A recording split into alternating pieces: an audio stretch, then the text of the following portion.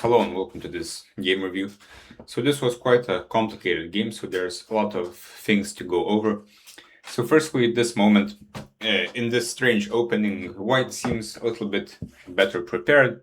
So this is some idea from another opening. There is this line of the king's Indian attack, where the white pawn, we can imagine it's still on f2, and white plays something like a4 or bishop f4 instead, and sacrifices the pawn like this, with the idea to get this kind of position that you saw, where white is kind of okay, because for the pawn he has a strong bishop here, not allowing this one to develop, and he has some easy developing moves like this, and some initiative, and this pawn is not really felt yet. So this is kind of possible, but if you don't know this, then you should take the pawn, because we should have a habit of like focusing on more concrete things. For example, if we're offered a pawn and we don't see anything concrete wrong with taking the pawn, we should take it. And if it's something very bad, then we will learn something very useful, right?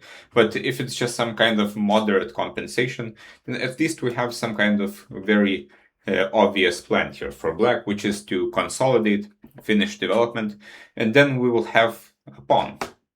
Right, and the worst case, we can give it back somehow, like knight d5, to get some other advantage, for example the bishop pair. So it is up to white to prove something here, and whether or not he can prove it is up to him to find out. But for black, the moves are quite simple. Just develop the queen side somehow. I'm not going to tell you how, but somehow we will need to develop the rook, the bishops, and we will be fine and a pawn ahead. So in general, the best way to refute a gambit is to accept it. Rook d4. This is also possible, and here knight d7 is played, but yeah, this is quite a big mistake. The knight on d7 simply has no future. If we think about where the knight is going to go in the future, the only square is d5 again. There's not really much else to do, as no other square is ever really available. So we should just put it here.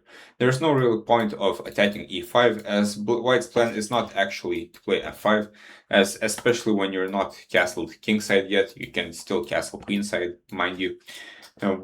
White shouldn't really open up and weaken this square on e5.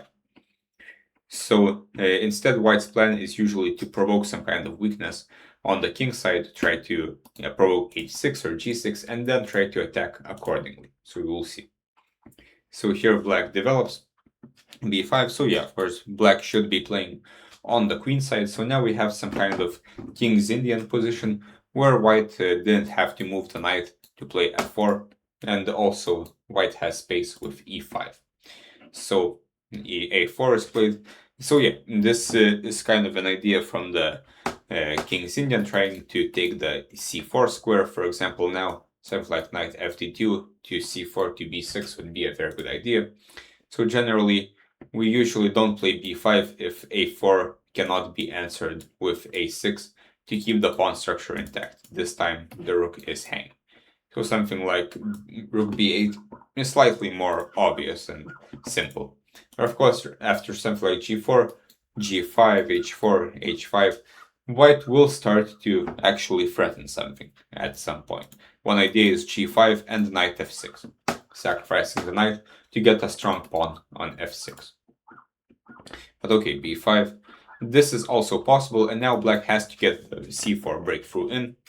And here, white plays this move b3, which creates the new idea of a4, which black finds, and this goes quite smoothly.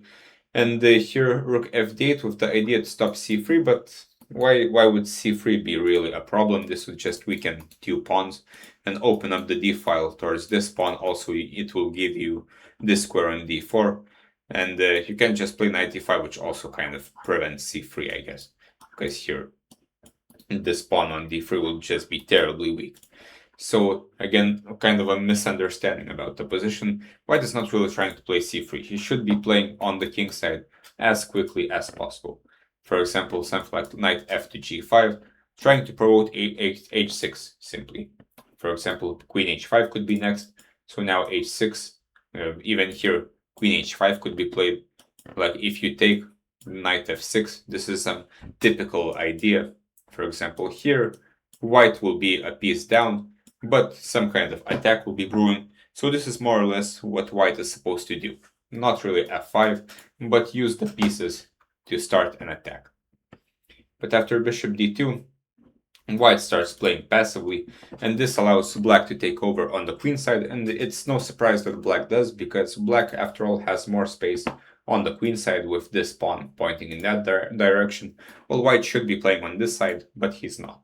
Again, the engine suggests g4, attacking on the king side. But now black is in time with his counterplay on the queen side, so this all goes very well.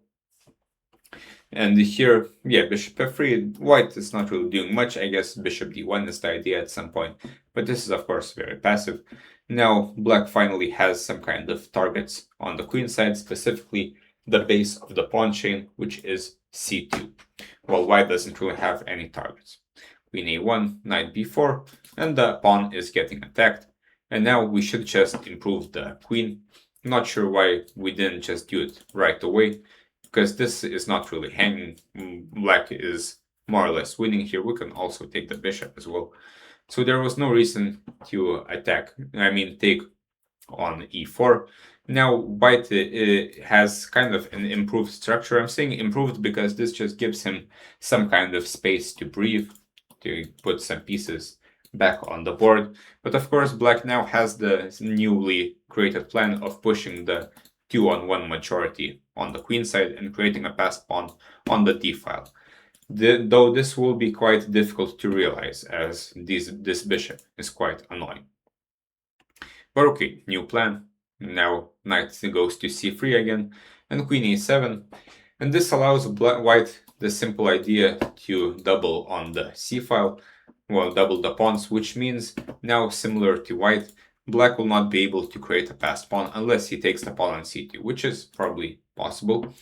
But again, the bishop pair here is not going to be extremely useful, because the bishops will thrive in positions with more fluid pawn structures, where pawn breaks are possible and opening up the position is possible. But here the structure is kind of symmetrical. There are no pawn breaks. Like there's f5, f6, but these aren't really that important. And on the queen side, there's not really much to do if you don't win this pawn. So instead, probably we should just move the knight away, then activate the queen. Simplest plan is now c4. This is a big threat. For example, if white makes a random move, this is more or less over, as black's pawns have become strong and the queen is invading. And either this pawn will drop or the pawn will queen. So queen a7, and this shouldn't really be allowed, but okay, c4. And black should be winning because he should pick up this pawn. For example, queen b2. Now, how can white defend? Well, for example, queen d1 seems like the only move to keep both of these defended. Now the simple plan, bishop c6, taking here. I'm not sure how exactly white is going to defend from this. I think he is not. And once this pawn drops, then there will be two passed pawns. Well, one, but if we lose it, there will be an extra one as well. But now black gives this check, and the bishop c6. So this is more or less the same. And here black decides to defend this pawn. But here we have to understand that if we trade one of these two pawns, we still have a passed pawn. Like, ultimately, that is our goal here, to take this pawn with the idea to get a passed pawn. So we don't really need this pawn as long as we take this one.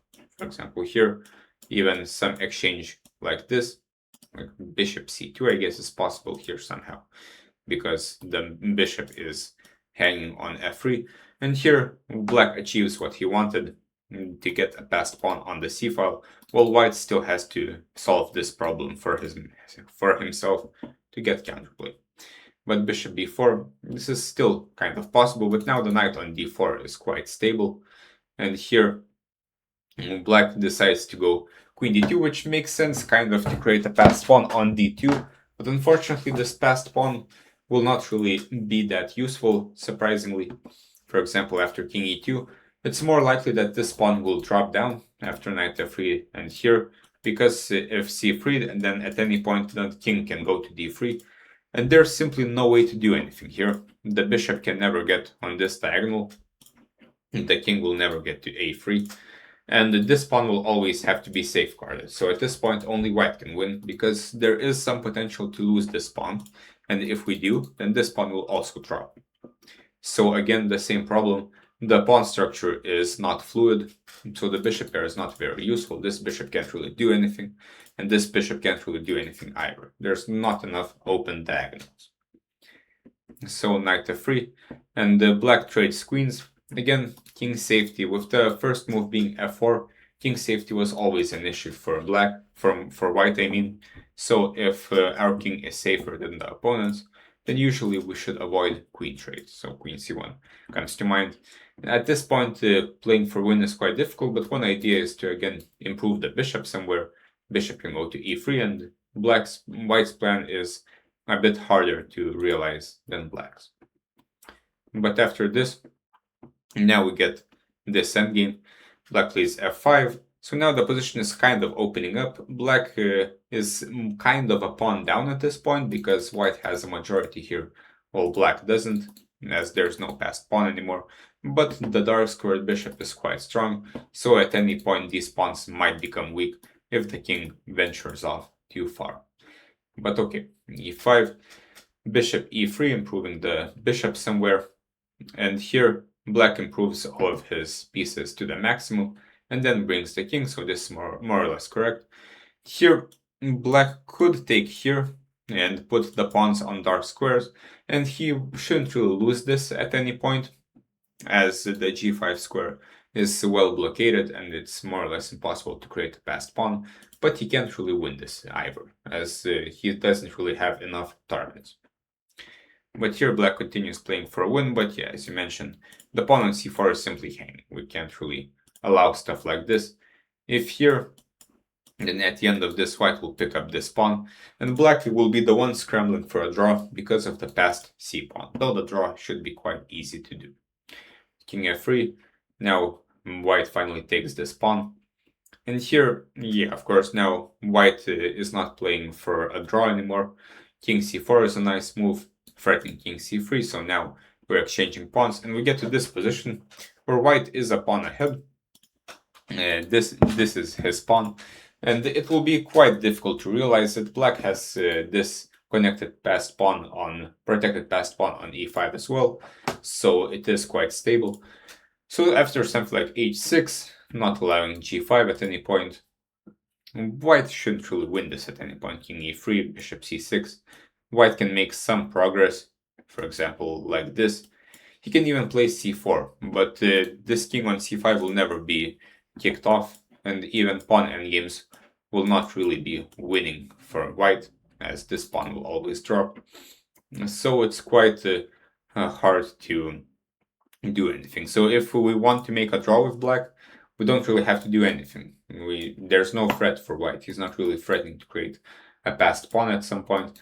For example, g5 is not really a threat, because this pawn is not really going to become a queen in itself. It needs some help. So not sure why we played h5 here, because h5, well, firstly, it just gives white a passed pawn. Simple as that. Now white has two passed pawns.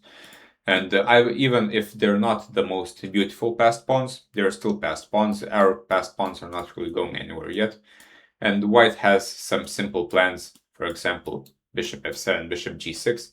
And here, the bishop and the pawn can just queen with themselves. But even if white doesn't find this move, something like this is also not very fun, because the king will have to guard from this pawn, the bishop will have to guard from this pawn, so this king can help in either this pawn promoting or that one. So here white is better simply because he has two passed pawns which are far away from each other, so black's resources are kind of too far between. So for this we would need to study some endgame strategy, because here h5 was a bit of a misunderstanding. And here white wins in a variety of ways. He finds the most accurate, probably, bishop d3. And now the pawn endgame is hopeless, because now black is a pawn down for more or less nothing. White will play king e4, g5, and he will have two passed pawns. And so bishop e3, and yeah, this is also winning for white. as black doesn't really have anything for the pawn he gave up, and here bishop f7, bishop g6. So quite an unfortunate ending. I guess it was due to time trouble, but this if we want a draw, then we should be able to make it. I think black was kind of indecisive as to what result we are playing for. And at some point in these kind of positions, we should understand when we are playing for a win and when we are playing for a draw. Because in either case, the risk difference will be quite big. So if we want to win a game, we will have to take some risks against strong opponents. We usually can't win just by moving around pawns and pieces. So for example, here, if we want a draw, we can just make the draw. This will never be anything for white, as the king can't go through this side, and there's not really much happening on the king side. We can just play h6 and move the king to the king side as well. So white can't really use his bishop anyway. So if we don't want to play for a win, then we should, I mean, if we do want to play for a win, then we should find some kind of coherent plan. But here, don't think there is one, especially when we see that this pawn is hanging. So a good suggestion would be that we should always think about what result we kind of want at this point. Maybe we shouldn't think about this at the beginning of the game where anything can happen, but at this point it's up to you to decide, are we still going to play for a win, or is it time to draw? And at this point, I don't think black has any plans to win, because only white has a pawn majority here, while this pawn is never going to be dropped down, well, unless we somehow bring the king. But again, we should think about the opponent's plans as well.